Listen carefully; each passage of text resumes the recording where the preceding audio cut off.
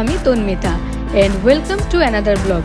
Recently আমরা আসামের একটি hill station Haflong Dima Hasao and Umrangso trip করেছি। সো আজকের ভিডিওটি হলো about our first day of the trip. এই ট্রিপের টোটাল 3টা এপিসোড আমি তোমাদের সাথে শেয়ার করব। তো এখন আমরা এসেছি পানিমোর ওয়াটারফল। সো আগে আজকের ফার্স্ট এপিসোডটা দেখে নাও, আশা করি তোমাদের ভালো লাগবে। আজকের ভিডিওটিতে তোমরা দেখতে পাবে আগরতলা টু হাফলং আমাদের ট্রেন জার্নিটি কেমন ছিল, which is the most beautiful train journey of North East. So চলো তাহলে ভিডিওটি শুরু করা যাক।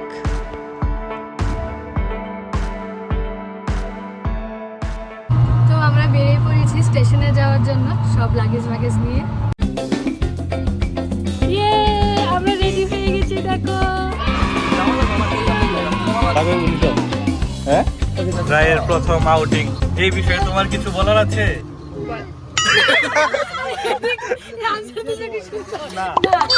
আমরা এখন যাচ্ছি আগরতলা রেল স্টেশন, যেখান থেকে শুরু হবে আমাদের train journey Agartala to Haflong.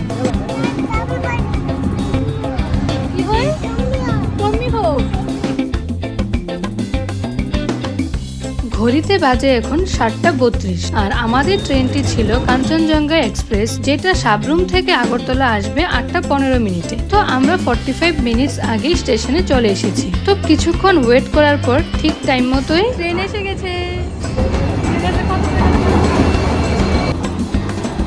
ট্রেনটা ভালো লেগেছে তোমার? তুমি কোথায় যাচ্ছ? ট্রেনের ভিতর দিয়ে কোথায় যাবে? এই ট্রিপে এখন আমাদের সাথে যাচ্ছে রেশমি, ত্রিশাঙ্কুদা এন্ড রাই। আরো দুজনকে আমরা দেখতে পাবো একেবারে জায়গায় গিয়ে। আগরতলা থেকে হাফলং যেতে সময় লাগবে 7 ঘন্টা। যদি ট্রেন লেট না করে তবে আমরা 3টার মধ্যেই পৌঁছে যাব।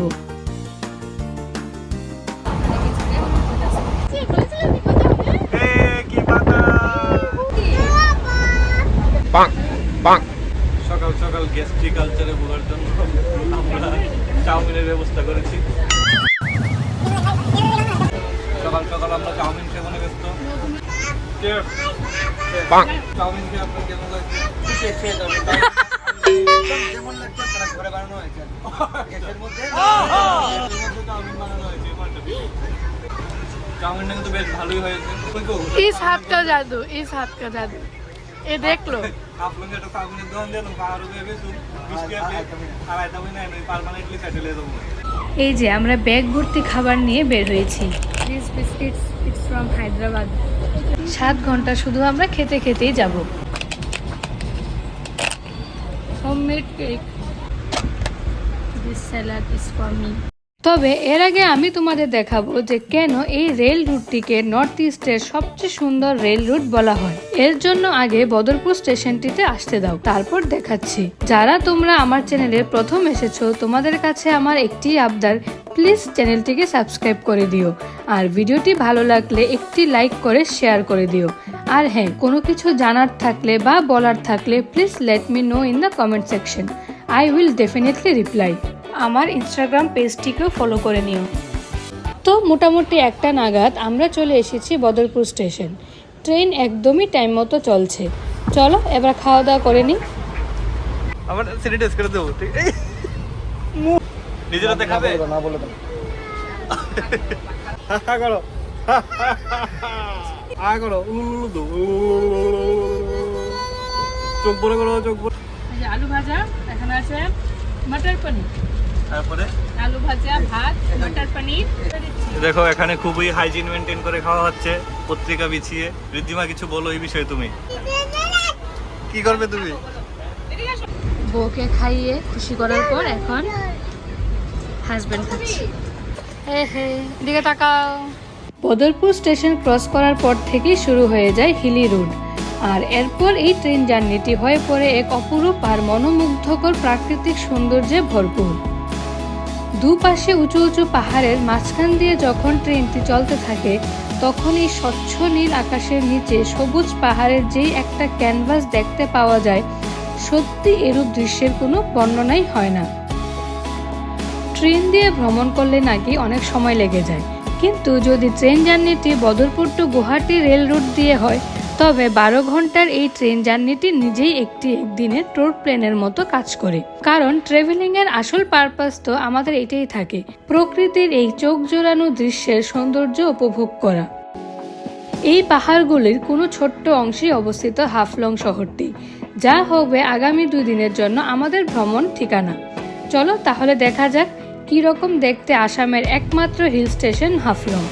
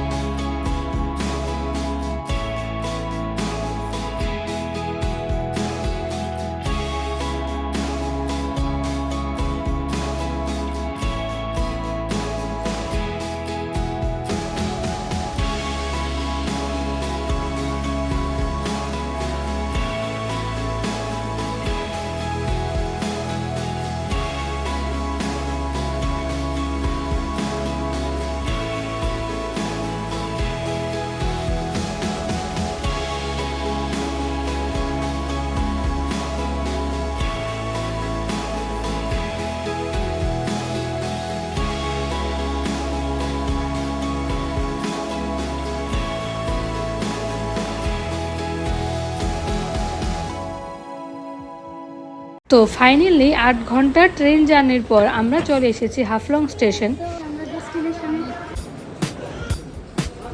তো আমাদের গাড়িও চলে এসেছে আমাদের আগে থেকেই বুক করে রাখা হোমস্টেতে নিয়ে যাওয়ার জন্য।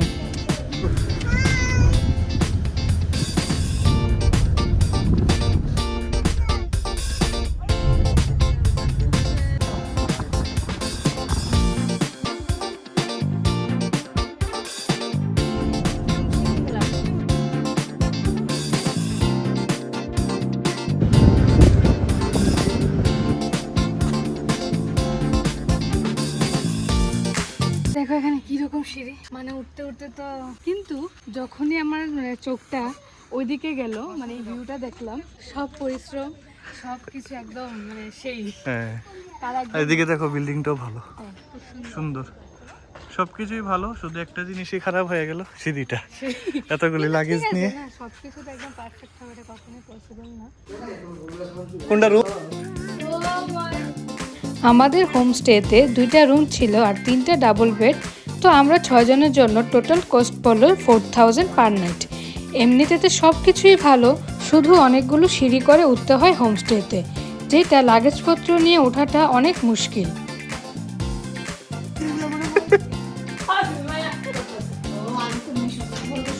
গরম গরম চাই তৈরি হো রাহা হ্যায়, গরম চা দিয়ে এখন আমরা তৈরি হো খাবো, জানি না কিন্তু ভালো অ্যারেঞ্জমেন্ট আছে, ফাইন। ঠান্ডা ঠান্ডা ওয়েদারে পাহাড়ের মধ্যে যে চা খাওয়াটা, তাও নিজের হাতে বানিয়ে, হ্যাঁ তাও নিজের মন মতো বানিয়ে। এখন আমাদের মুডে একটু আকস্মিক চেঞ্জ দেখা দিয়েছে। এখানে এত সুন্দর একটা ডাইনিং টেবিল থাকতে আমরা ঘরে গিয়ে খাবো না, এখানে বসে খাবো। এই যে আমার নাম তন্মিতা, এটা তো সবাই জানো। এটা হচ্ছে রেশমি সাহা, এটা হচ্ছে দেবজানী সাহা। ঠিক আছে, এবার ওদের সাথে বাই। ওদের সাথে আমার জন্মের পর থেকে স্বপ্ন না, মানে আমার পরিচয় ক্লাস 6 থেকে এখন, ঠিক আছে। তো তখন থেকে বাই থেকে আসলাম, তখন থেকেই আমার একটা মানে ভিতরে ভিতরে আস্তে আস্তে একটা স্বপ্ন, মানে ভিতরে হয় আস্তে আস্তে একটা স্বপ্ন। তারপর যখন মানে তার সামনে কোনোদিন হয় না যে মানে বেস্ট ফ্রেন্ডরা কোনোদিন তারিফের যোগ্য হয় না, it is a real truth. Thank you. আর মে যাও তুমি। কিচেনও আছে, নিজেরা রান্নাবাড়া করেও খাওয়া দাওয়া করা যায়। এর জন্য আলাদা কিচেন চার্জ দিতে লাগে 250 রুপিস একবেলা রান্না করার জন্য। আমরা একবেলাই রান্না করেছি। তো আমরা চাল ডাল কিছু তেল মশলা নিজেরাই কিনে নিয়ে গিয়েছিলাম, যেটা আমাদের অনেকটা সেভিংস হয়েছে অন ফুডস। তো আজকের মতো আমাদের হাফলং ট্রিপের প্রথম দিন এখানেই শেষ হলো। দেখা হচ্ছে হাফলং ট্রিপের নেক্সট এপিসোডে। Till then, bye bye and thank you for watching.